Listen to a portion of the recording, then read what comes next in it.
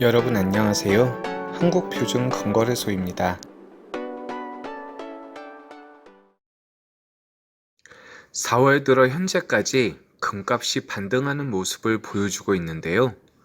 물론 아직까지 강한 모습을 보인다고 할 수는 없지만 조금씩 기대감이 커지는 건 어쩔 수 없는 것 같습니다.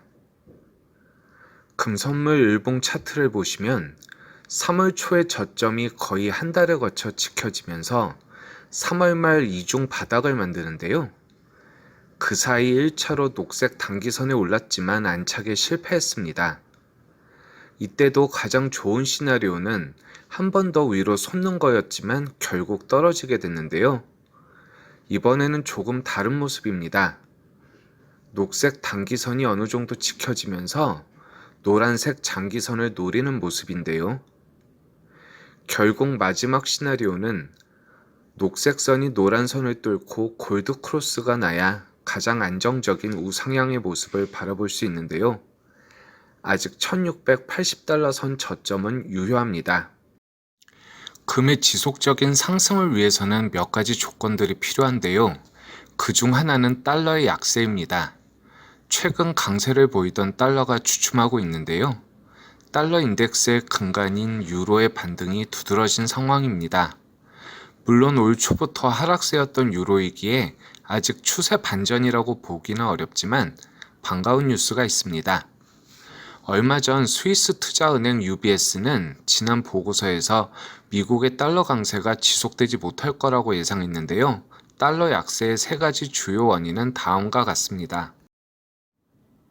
첫째, 유로존에서 백신 접종 속도가 빨라지면서 경제 성장이 가속화될 것이다. 둘째, 미국의 탄탄한 성장이 수출국과 원자재 생산국 통화에 도움이 될 것이다. 셋째, 미 중앙은행이 기준금리를 낮게 유지하는 데 시장 예상보다 전념하고 있다. 유럽의약청은 유럽 13개국이 혈전 발생의 우려로 아스트라제네카 백신 접종을 중단하자 이를 재검토했는데요. 위험 증대와 연관이 없다는 결론을 내렸습니다. UBS는 유럽의 백신 보급이 가속화되고 있으며 최근의 경제 서프라이즈 지수가 예상보다 좋았기 때문에 유로를 비롯한 위험 선호 통화의 강세를 뒷받침하고 있다고 말했습니다. 마지막으로 금값에 가장 영향을 미치는 것이 미국 10년물 국채금리인데요. 전에도 영상에서 몇 번 언급했지만 최근 상관관계가 마이너스 1에 가까운 모습을 보이고 있습니다. 다시 말해 국채 가격과 100% 가까운 정의 관계를 갖는다는 얘기인데요. 물론 항상 그런 것은 아닙니다. 싱크로율이 가깝기도 하고 때에 따라서는 방향만 비슷하고 상관관계가 적을 때도 있습니다. 하지만 개별적인 이슈보다 요새처럼 유동성 장세가 이어지는 경우에는 결국 돈의 힘이 시장을 좌우하기 때문에 자연스러운 인플레이션이 일어나고 결국 금리가 제동을 걸게 됩니다. 그동안 어찌 보면 금값이 상승을 못하고 금리 상승으로 인해 억눌린 상황인데요. 때마침 비트코인이 활성화되면서 마치 금값이 비트코인 때문에 끝난 것처럼 언급이 되곤 했습니다. 그러지만 분명히 그 영향력은 제한적이고요. 계속되는 연준의 금리 동결 발언과 신규 채권 발행이 안정적으로 이뤄지면서 미 국채 금리가 하락 반전하고 있기 때문에 금값 상승의 가능성이 훨씬 높아진 상황입니다.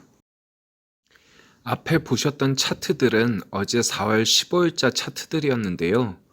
당장 오늘 4월 16일에 다시 한번 상승이 있었습니다. 미국 시간으로 15일장에서 큰 양봉이 생긴 건데요. 보시는 대로 국채 선물과 같은 패턴을 그리고 있습니다. 오늘은 또다시 금요일이라 새벽에 미국장이 열리면 이번 주 주봉이 완성될 텐데요. 어제 정도의 양봉이면 주봉 자체에 큰 영향 없이 플러스로 마감할 것 같습니다. 현재까지는 이중 바닥 이후에 재차 상승 시나리오까지 완성이 됐는데요. 다음 주에 노란색 장기선을 뚫어서 하락세를 벗어날지 다시 한번 눌림목이 나올지 상당히 흥미로운 지점입니다. 다음 주에도 계속해서 빠르고 정확한 금 시세와 전망을 올리도록 노력하겠습니다.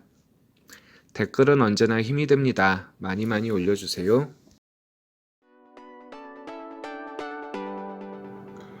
구독과 좋아요, 알림 설정은 언제나 큰 힘이 됩니다. 그럼 오늘도 좋은 하루 되시고요. 지금까지 한국표준금거래소였습니다.